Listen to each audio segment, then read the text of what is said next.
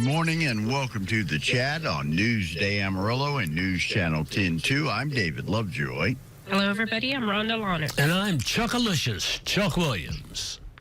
Joining us from the Amarillo Public Library, Miss Stacy Clopton. Always some activity going on at our library, and it's National Poetry Month, the month of April. And Miss Stacy, how you doing today? Welcome. I'm doing great. Thanks for having me. It is National Poetry Month, and so the library's got some great things coming up to celebrate it. Tell us a little bit about it. We do. I like to say National Poetry Month is the most wonderful time of the year. And as a matter of fact, just so everybody knows, today is National Poem in Your Pocket Day. And the idea behind Poem in Your Pocket Day is to find a poem that you love and put it in your pocket and share it with people throughout the day. So I hope that people will do that. The library is a great place to come and read some poetry books and find a poem for your pocket. So we have several things happening. One's been going on all month at the Northwest Branch. Stop by and they will give you everything you need to make your own blackout poem. Blackout poetry is it's kind of a creative writing tool that you select only the words that you want to be part of your poem on a page, and then you black out everything else. Wow. It's very cool. So that sounds like redacted poetry to me. Well, I guess you could call that if you want.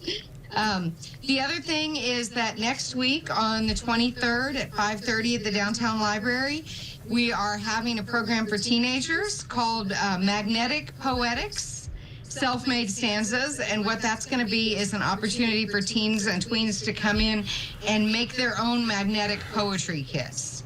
So magnetic poetry kits are a cool thing. You can make your own.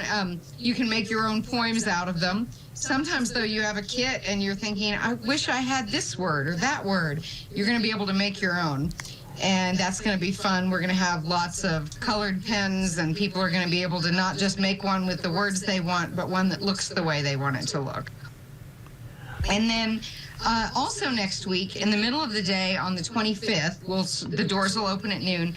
We have a poetry reading with Tess Taylor, who is just an amazing poet. She's coming in town specifically to meet with local poets and local students, and then to do this reading with us at the Downtown Library. Her poetry has been published in journals like The Atlantic and the Times Literary Magazine. Mm-hmm. She has appeared on CNN, and her work has been in the New York Times, and she's also published several books of poetry of her own, and she's just really fantastic. And I'm so excited to get to hear her read, and we'll have her books for sale through Burrowing Owl Books, so people will be able to get a book signed if they would like. So there's just a lot going on. That is Poetry Month. I have put a poem in my pocket. Yeah, I'll have to find one, too. I found one today, yeah. And does Mary have a little lamb?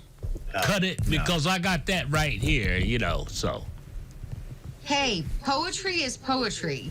Nursery rhymes are a child's first poems. So I have nothing but love for Mother Goose and everything that goes with it. Thank you. I needed that.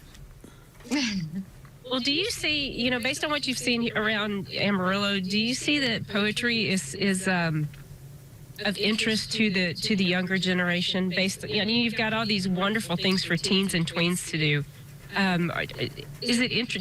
Do they find this interesting still? Oh, absolutely.